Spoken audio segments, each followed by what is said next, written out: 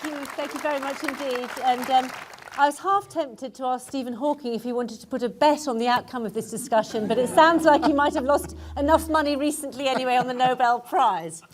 Anyway, I think it should be a fascinating discussion. My first guest is Nima Arkani-Hamed, one of the world's most exciting and interesting theoretical physicists from the Institute for Advanced Study in Princeton. He's also an avid reader. He particularly likes the work of Alice Munro, and luckily enough for today, also the novels of Ian McEwan. Ian, as I'm sure you all know, is one of our best-loved, most successful novelists, both getting critical acclaim and mass readership as well, which isn't always the case. He's very interested in the subject of our discussion today, and he said himself that something is missing in our culture. We overvalue the arts in relation to the sciences. And it's at that point that I wanted to start off, before we move on to what similarities there might be, but to this perceived gulf. And I was wondering, Ian, whether you could describe for us how you think this manifests itself. Well, that old two-culture matter, I think, is still with us. I mean, ever since Snow promulgated it back in the 50s. It still is possible to be a flourishing public intellectual with absolutely no reference to science. It still can go on, but it's happening less and less. And I think it's less a change of any decision in the culture at large, just a social reality pressing in on us. It was touched on just briefly earlier this evening that bioethics is now a critical matter. We all carry around with us miraculous tiny machines that involve at least some passing admiration for the engineering that created them. And it's true also, climate change forces us to, those of us who have no interest in science, to at least get a smattering of some idea of what it is to predict systems that have more than 2 or 3 variables, and whether this is even possible. So I think it's being borne in on us. It's now, for example, the internet has created sites like John Brockman's wonderful site, edge.org, I think it's called now, where it's possible for laymen to sit in on conversations between scientists. And when scientists have to address each other out of their specialisms, they have to speak a lingua franca of plain English. They have to abandon their jargons, and we're the beneficiaries of that. You, in the past, Nima, you've expressed frustration at people in intellectual circles who have no knowledge of science.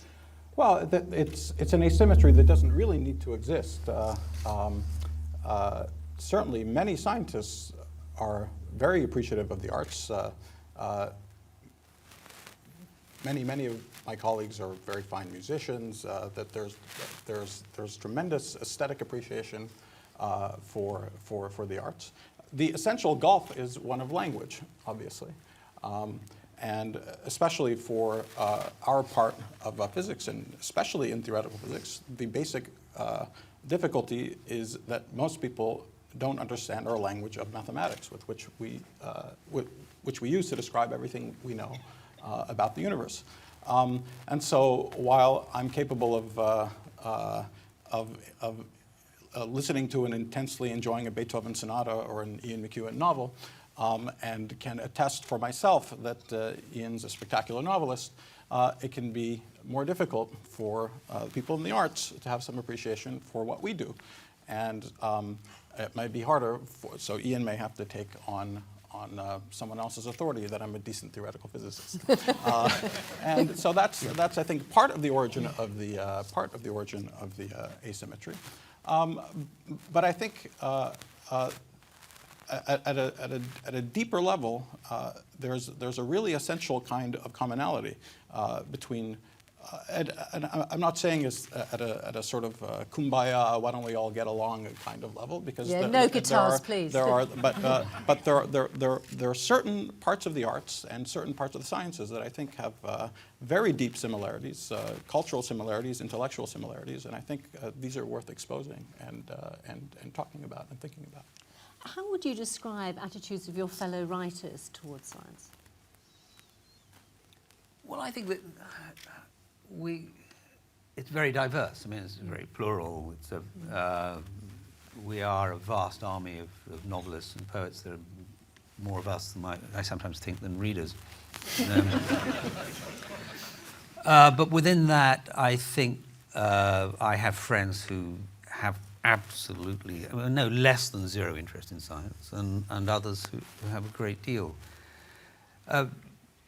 Just to pick up on something Nima said, of course, how are we out here ever going to read Dirac's equation and understand it? I mean, the furthest I got, I'm one of those know-nothing liberal arts students who at the age of 16, remember a maths teacher coming into the room saying, I'll take 10 of you who volunteers and I'll get you through A-level maths.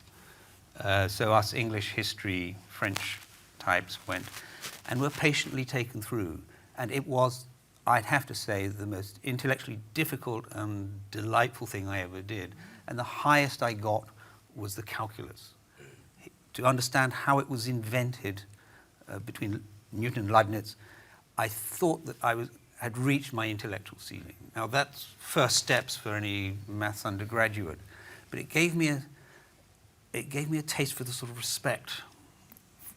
And I could well imagine a society, and the Greeks had it at one point, where you couldn't really claim to be any sort of intellectual at all, or be living the life of the mind, unless you had some kind of foot in the world of mathematics. So I think we're in a situation of awkward respect. You go into Westminster Cathedral and Dirac's equation is carved in stone.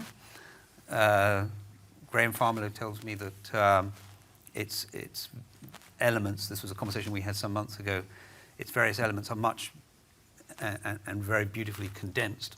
But to stand there and look at it, I think even for those of us who have very little grasp of maths, can be a kind of aesthetic experience. But it does remain that distance that you were talking about in periods of the past. I mean, certainly in ancient Greece, but definitely in the Renaissance, figures like Leonardo, it was apparently, I mean, the man was a genius, but it was possible to span these worlds at an area of excellence that just doesn't seem so possible now. It's certainly true, and making any progress on the questions before us today certainly requires a degree of specialization. We have to get 6,000 people to work on these colossal experiments in order to finally verify theories that were written down 50 years ago. And that's not going to happen. That's not going to happen without a lot of purpose. But I think that there is some way of making progress. One of the things that we try to do sometimes in explaining what's going on in physics, especially, is find useful analogies and metaphors to what might be going on. And that's great.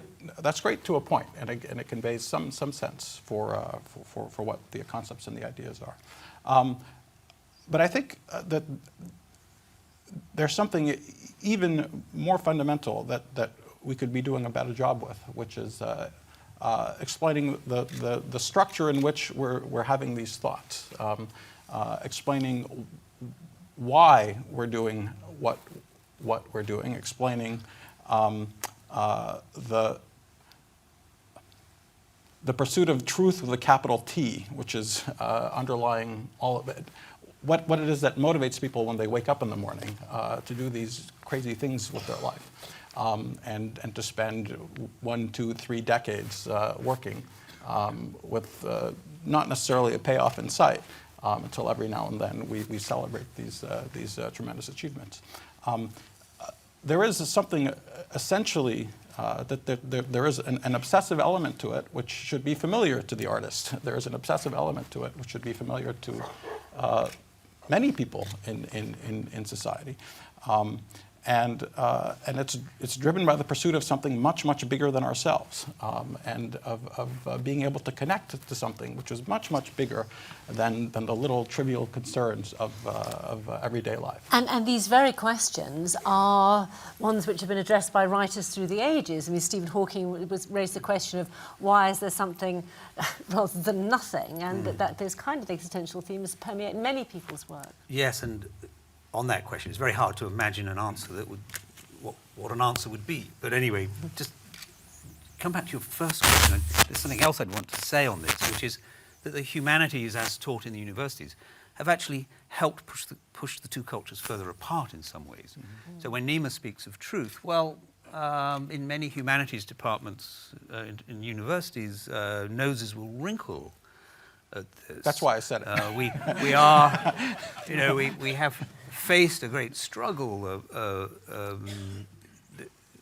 humanities have captured the word theory, for example, and really talk of science as, it's just one more game in town, as it were, ideologically. It's related to power, it's related to all kinds of other societal things, and truth becomes relative. And I lost a few friends over the onset of theory in the humanities, and it was like a kind of intellectual blindness that fell across the world for 25 years. I think a whole generation of kids were lost. If you went to a university to talk to people about what they're reading, they were reading very little of primary source material.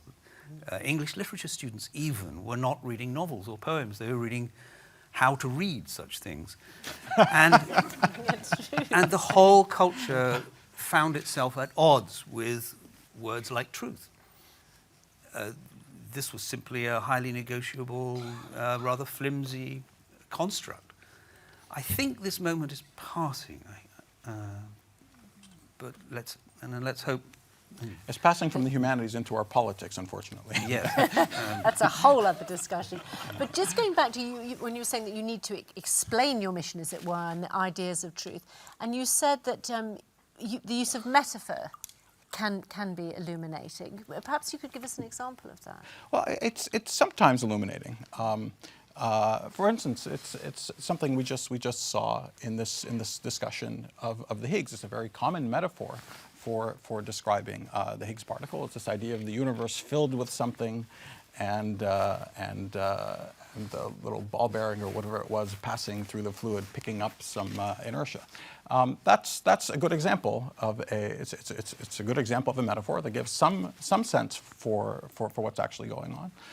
There's a difficulty with metaphors, which is that you can't take them too far. They're not literally what's going on. And often when that analogy is used, there's some clever person in the audience, normally a 12-year-old kid, who puts up their hand and says, "Excuse me, isn't that just like the ether? Didn't you guys learn anything? This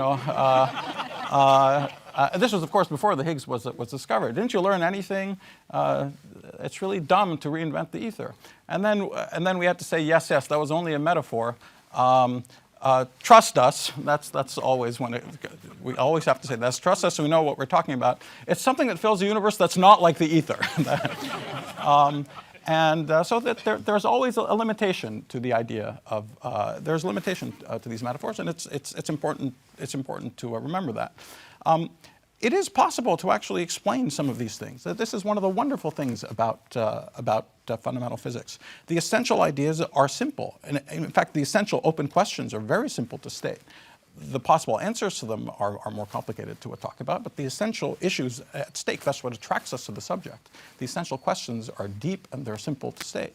And with some patience, it's actually possible to address them in really a head-on way and get a sense for what's going on without all the details of the mathematics. But it requires a very engaged audience, and it can't be done casually. There's a spectacular book about cosmology that was written in the late 1970s by Steven Weinberg, who's one of the heroes of our subjects. Dreams of the Final Theory is yet another spectacular book, but even earlier than that was a little textbook, wasn't a textbook, a little popular book about cosmology called The First 3 Minutes. And this is a serious book about cosmology. I, as a graduate student, learned cosmology. I began learning cosmology not from the textbooks, which I found very difficult to understand, but by reading this popular book. And he says in the beginning of this book that my target audience is a tough old economist, someone who's willing to spend the time and actively engage with the subject and try to understand it. If you're willing to do that, it's possible to talk about all of these things at some more serious level of accuracy.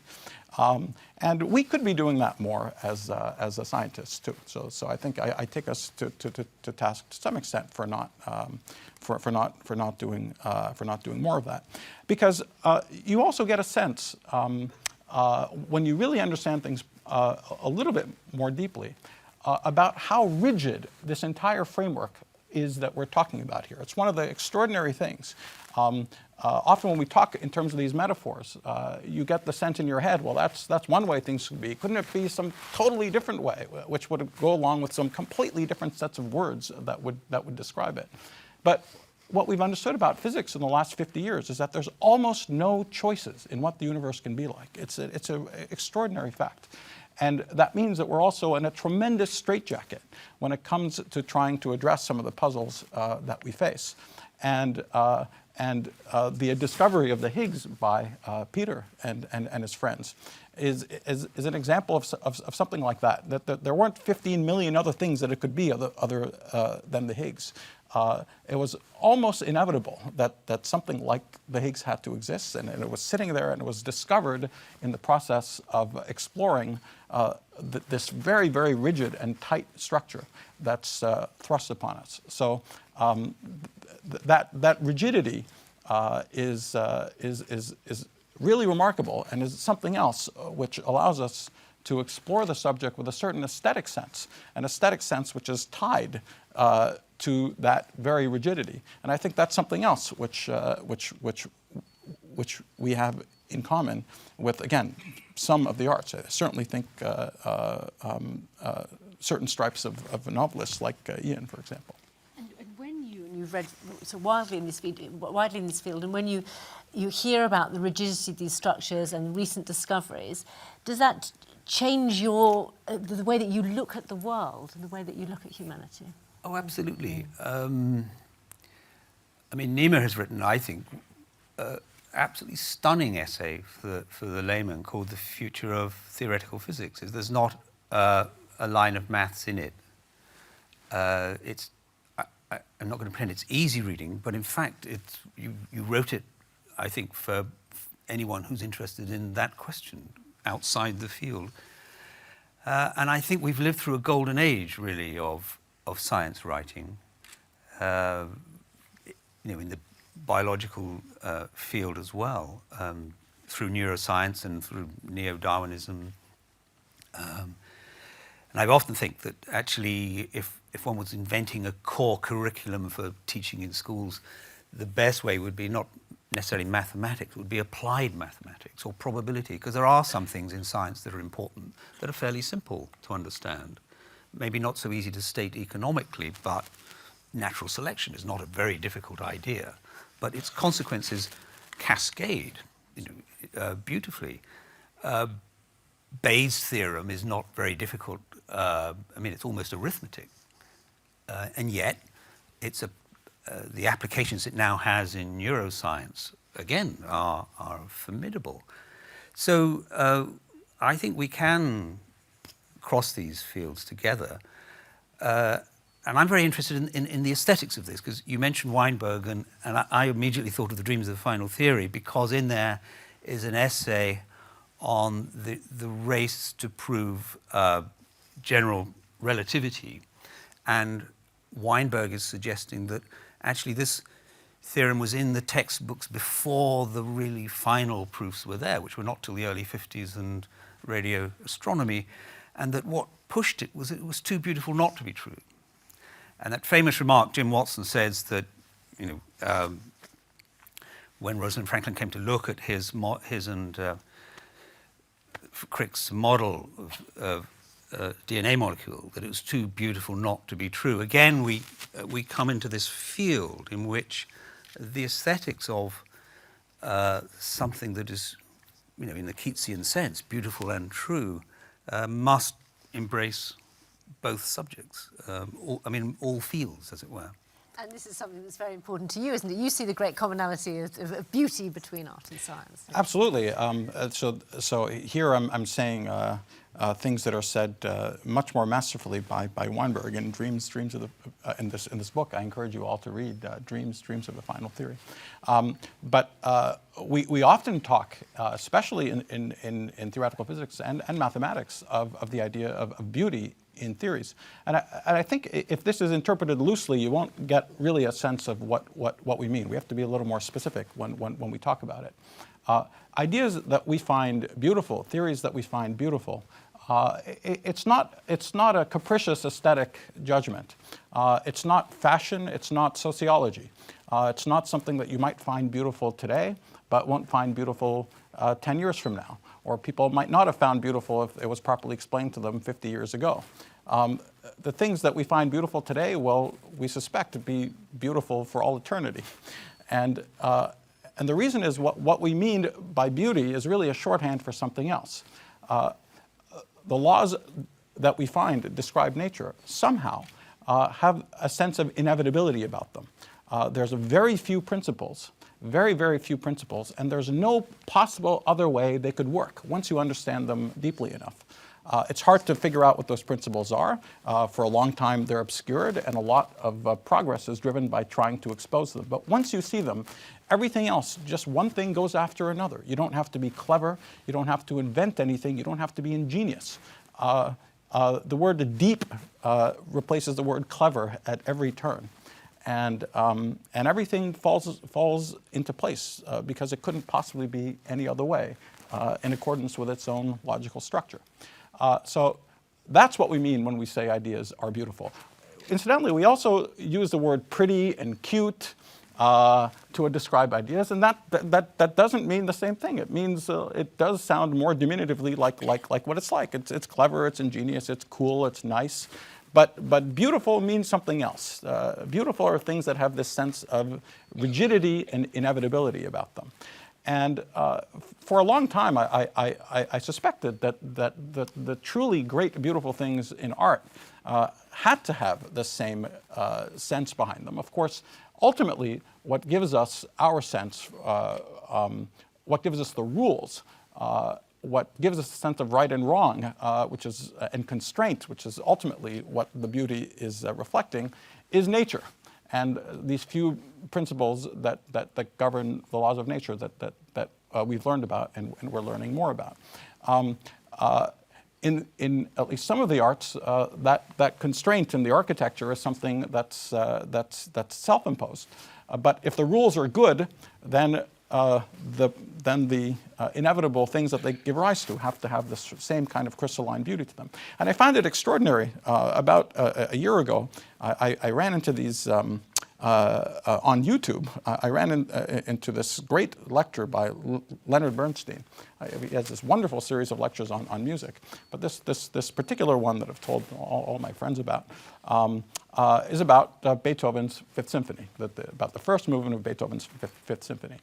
And Bernstein, in talking about this piece that we all, every school kid in the world knows, amazingly to me, used precisely this language, not approximately this language, exactly this language of inevitability, perfect accordance to its internal logical structure, and how difficult and tortuous it was for Beethoven to figure out how to start with da-da-da-da and end it and complete it in this spectacular fashion, such that every note inevitably preceded the one that came before it. The amazing thing is that he found all these discarded pieces of music that Beethoven had put in to various places, and Bernstein guessed where they would go in the movement, and he put them in, and it ruined everything. They were horrible. They're just terrible. So it wasn't easy to do this thing that seemed to flow so inevitably and perfectly from that first starting point. Of course, very important. But I found extraordinary. He used precisely the same language we use in mathematics and theoretical physics to describe our sense of aesthetics and beauty. It's so interesting, though, to hear you talk about beauty as being a goal, as an ambition, as something that you recognise. And I just wonder whether in the field of modern arts, just as you said that truth had been lost in theory, is beauty a goal? You don't hear beauty much mentioned even by composers in relation to modern music. It's not the common pursuit. I mean, for my taste, all atonal music sounds like an expression of anxiety rather than anything else. Maybe, I mean, Beethoven wrote that Fifth Symphony round about the time it was, for the very last time possible, for someone interested in the life of the mind to understand most of what was going on in science and most of what was going, I mean, in the early 19th century, that probably was the parting of the ways. And yet, I think we do need a return to this in the arts. I don't think we have much trouble in poetry with this. Let's take Seamus Heaney died recently, and so there was a lot of time to reflect on his work. And the beauty of those lines of his work was constantly referenced. So there we're fine. We find beauty in self-organizing systems in nature. And Nima and I, before we came on, were talking about this picture and were saying it is extremely beautiful, that thing that's behind the white rectangle there. Created out of utility and necessity by engineers and meeting the definite intellectual pursuits of theoretical physicists. But without intending to, they make a thing, a photograph or a picture that is of itself innately beautiful. And there they replicate, the beauty of, say, Thank you. There you are. Could you get the graphics off? Utility can be a terrible thing. The beauty of a cauliflower, or in which we see, the fascination of one bit of it always replicating the whole.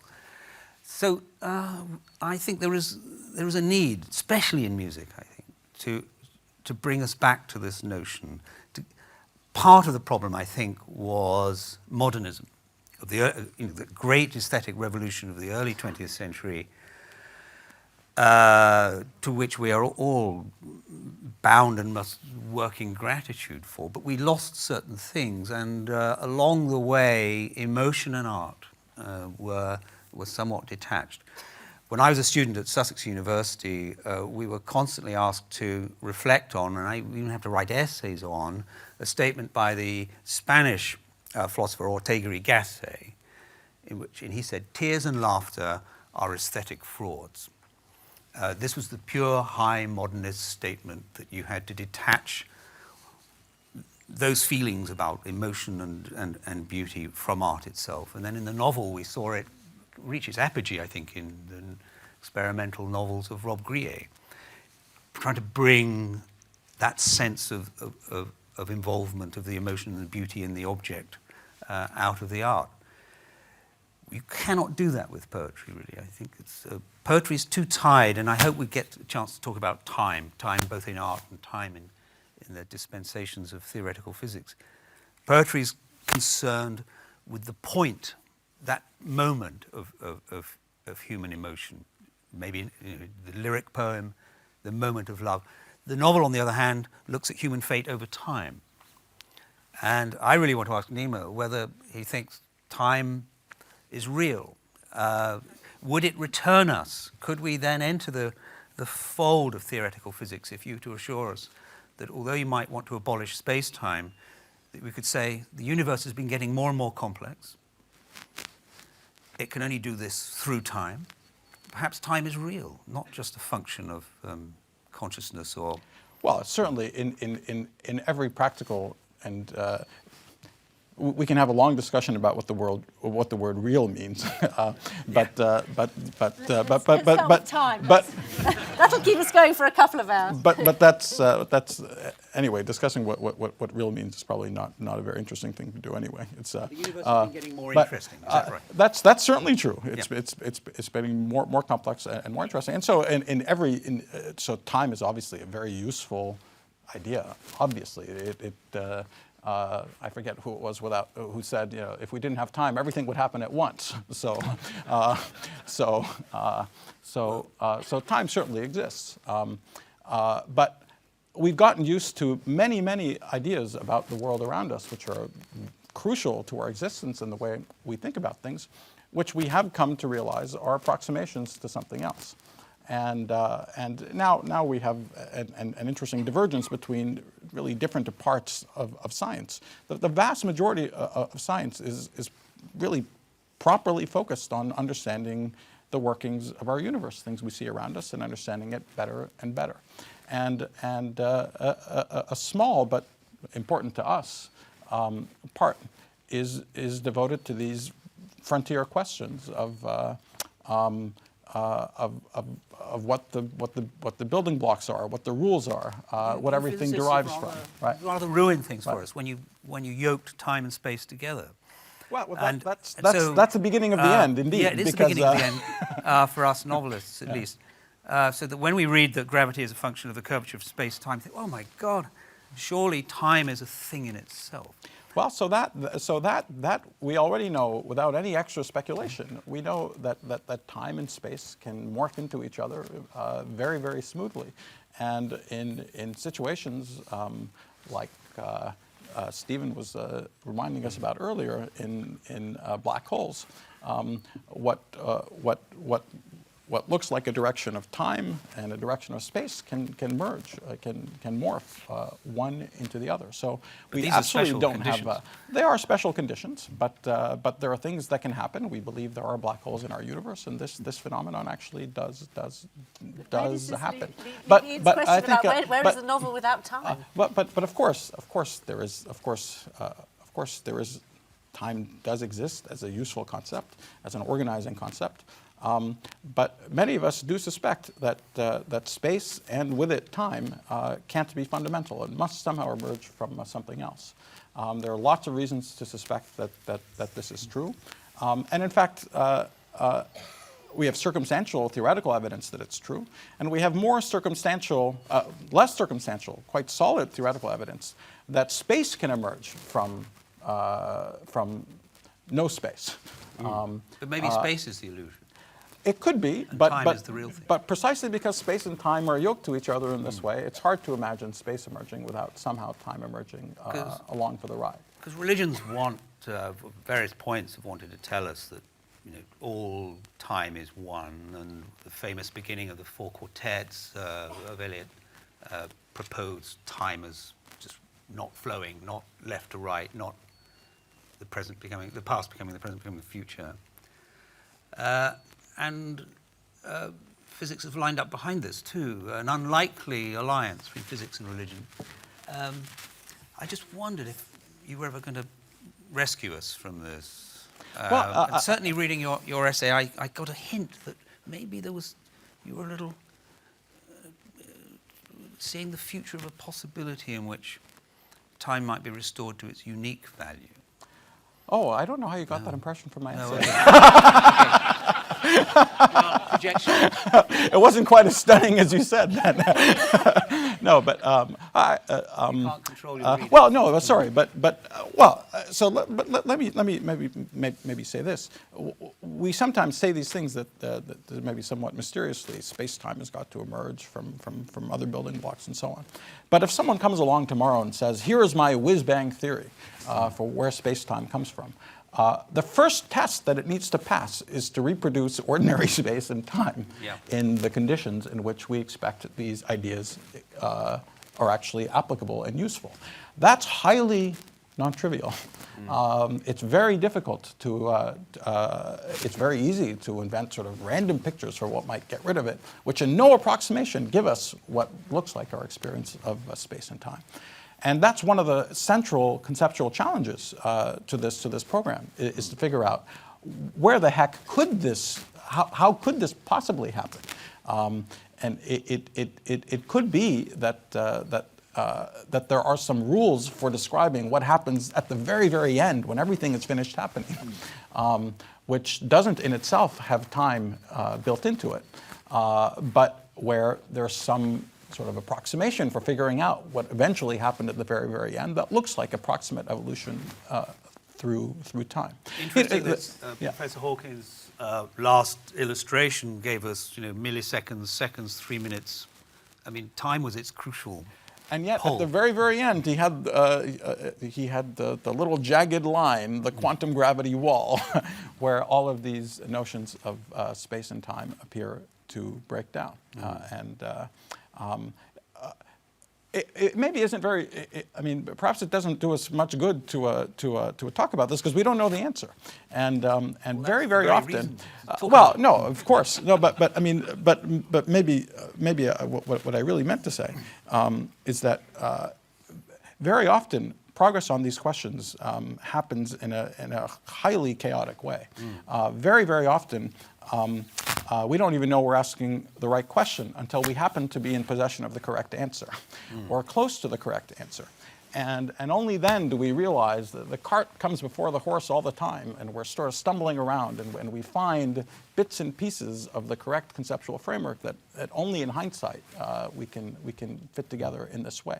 So we're at that moment now where we don't know what makes sense and what doesn't make sense when it comes to thinking about these questions. We just know that our standard description of physics needs some modification.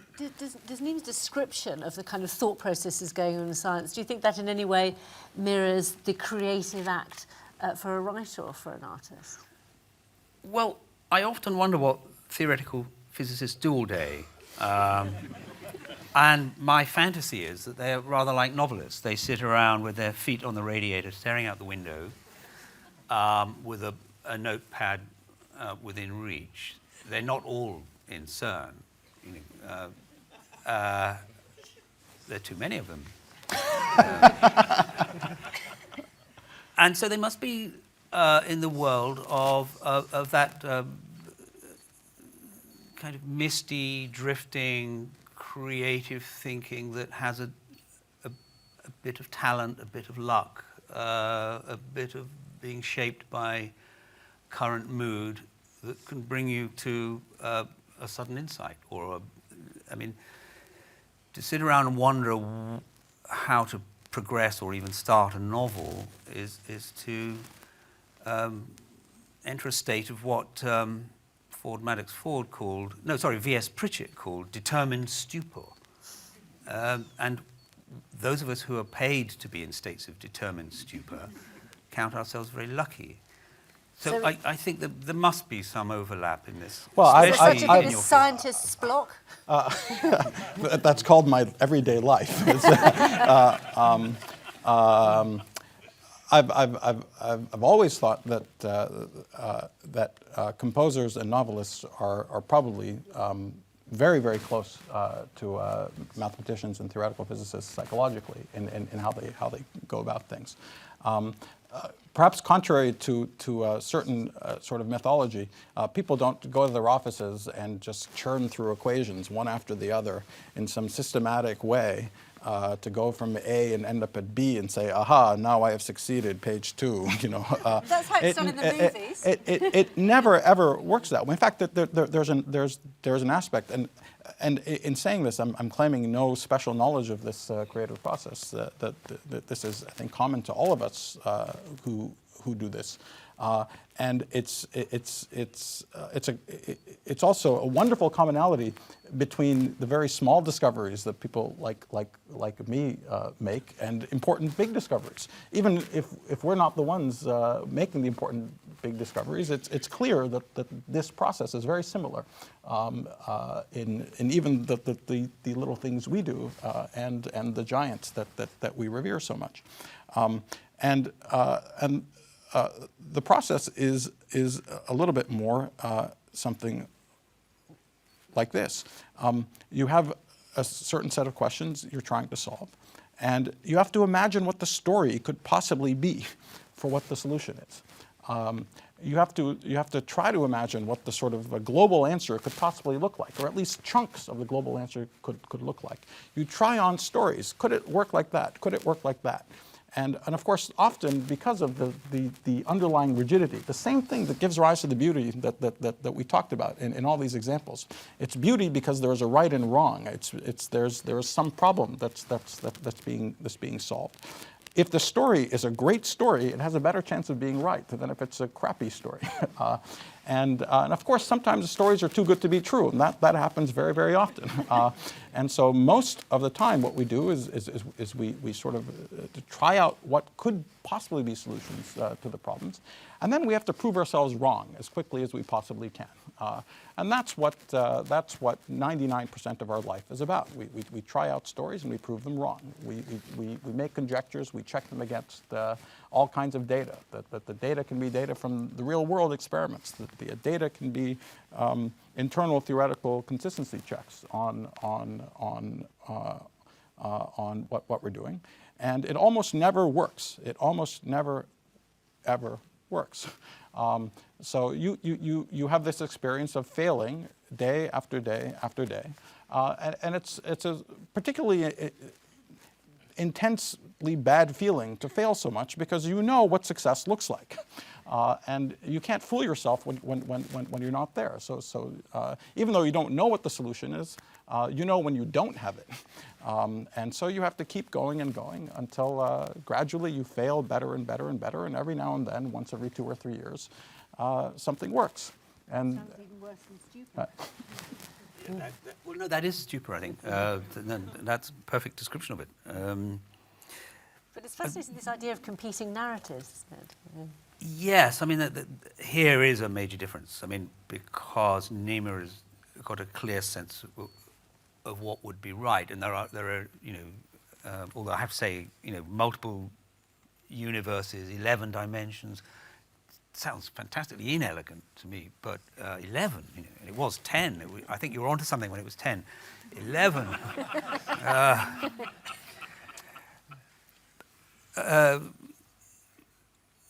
I mean, this brings us to another point of, is it divergence as well as some convergence, which is originality.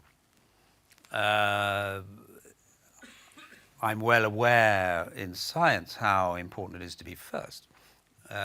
Be second with structure of DNA will consign you to the dustbin of history. Whereas every novelist knows that he or she terrible novel is unique. You are in a self-sustaining world in which whatever you say is so. It's for others to accept it or reject it. So we do have battles every now and then. A plagiarism storm comes up. But there we know what we're talking about. But I often pity those scientists who are in a race just to get on the public record for the first time days, weeks before someone else. And your life can be transformed. I mean, Crick and Watson are a perfect case of this. And the double helix, by the way, I think is one of the most eccentric and beautiful books of how a scientific discovery is made, and all the contingencies that around that, and all the personalities. But if Pauling had got there before them, we certainly wouldn't have heard of Jim Watson, I think. We would have heard of Crick in a later time. And Jim Watson himself has said it was the luckiest thing he was to meet Crick and be involved in this sort of personal chemistry that drove them forward. So it's a tougher world, I think. Yes, real anguish there. This is of course a fascinating subject because it's one of the classic things that we talk about for the difference between art and science. Even here, I think there's more commonality than meets the eye, which I'll get around to in a second. But I want to say one thing about originality at an even sort of baser level of how easy it is to be original, how much sort of innate, intrinsic talent is needed to be able to do something. And here we actually have, I think, an advantage. And the advantage is precisely that there is this thing out there that we're not inventing, but we're discovering. And because of that, all you have to do is get somewhere in the neighborhood of the truth. You don't have to get particularly close to it. You just have to know that it's there. And then you have to not fight it and just let it to drag you in toward itself. If you're very talented, you might hack your way there more quickly. If you're less talented, you might have to pinball around and it takes a little longer to get there. But if you're in the basin of attraction of a correct idea, you have a very powerful friend, which is ultimately nature itself, and the powerful consistency of these ideas themselves that drag you towards it, regardless of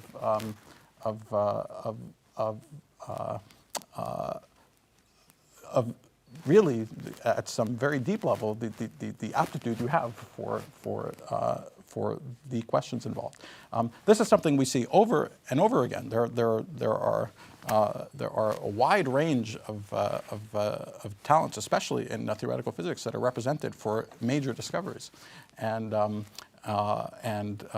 it's for this reason. It's because you're not really inventing something. You're discovering things that are out there already. And you have to get close, and that's mostly what you have to do. That fateful morning, when one of his children, 2-year-old, was extremely ill, and Darwin opened a 20-page letter from Wallace and said, all my originality is smashed. And it was only his friends who said, no, here's a scheme. Come before the Linnaean Society, and fortunately D comes before W in the alphabet. And that was the convention at the Linnaean. We read paper from Darwin, paper from Wallace. But the anxiety attack that Darwin had there, no novelist could have such a thing. Unless you're in a world of a Borges story. Pierre Menard, who rewrote Don Quixote word for word without actually copying it, just reinvented it. This doesn't actually happen outside of Borges. But this very fact that we're both talking about, that makes it possible for multiple people to discover the same thing at the same time, on the one hand seems to remove, in some deep sense, the purpose of the individual scientist in the process. What you're talking about, the anxiety, who gets the credit, and so on, this is important to the individuals involved. It's of no importance in the grand scheme of things, obviously. See by funerals. And, right. But there is an important sense in which even the same discoveries, even the same existing body of knowledge, the things that are sitting there in textbooks for hundreds of years already, are perceived in different ways by different individual scientists who are practicing researchers in the subject, and it's because to be able to do anything new, you have to organize the existing body of knowledge and what came before in some unique way that's your way of thinking about it. That's not someone else's way of thinking about it, and. It can't just be about the new things. It really has to be about everything.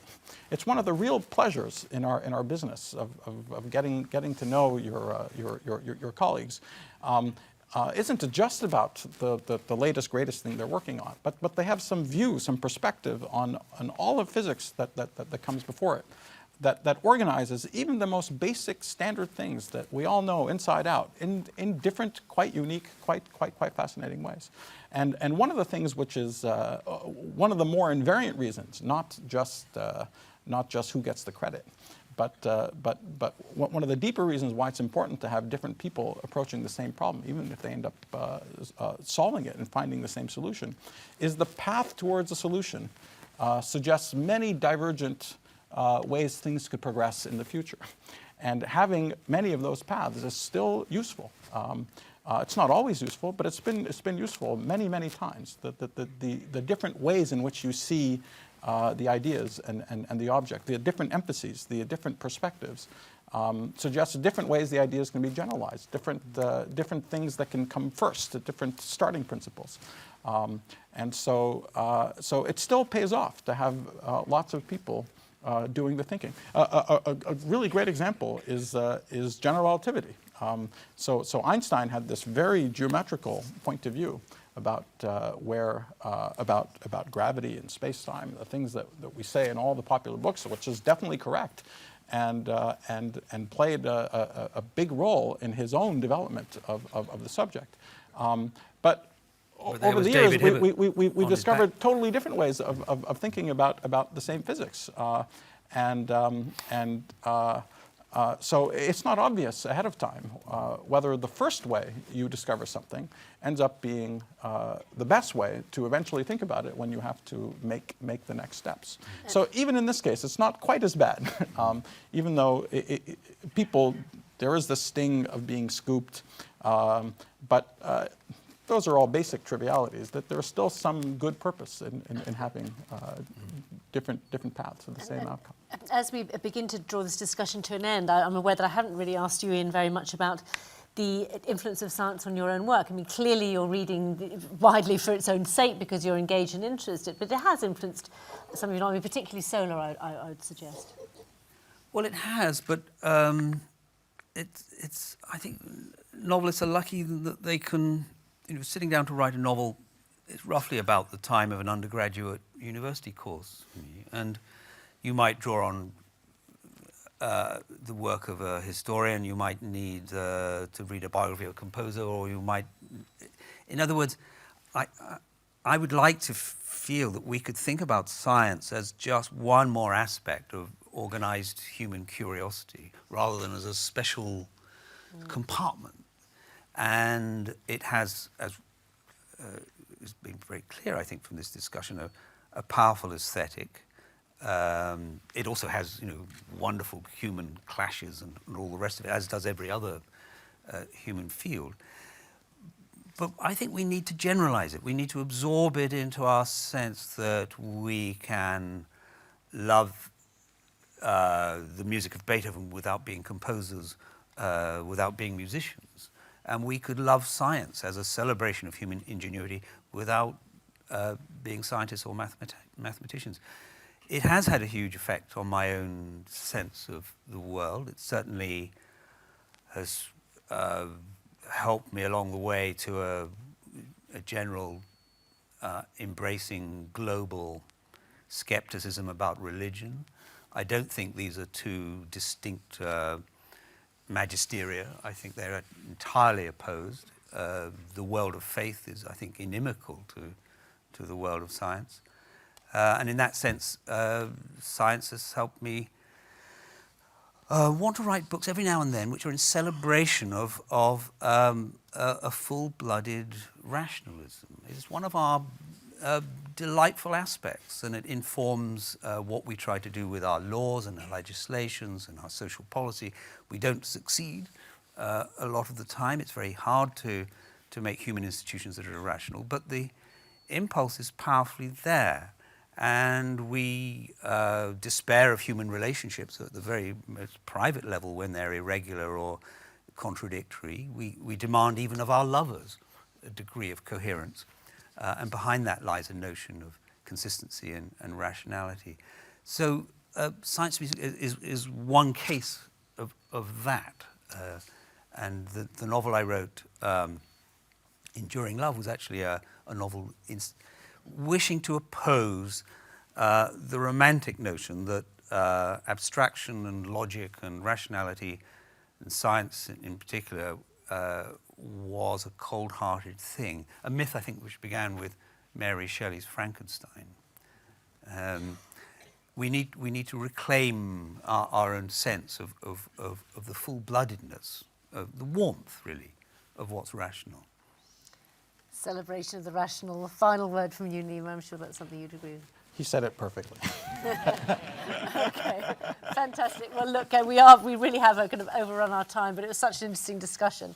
So I want to thank you both very much indeed. Thank you very much to the audience I hope you enjoyed our brief history of beauty, art, truth, and indeed time. Thank you very much indeed to both of my guests. Thank you very much.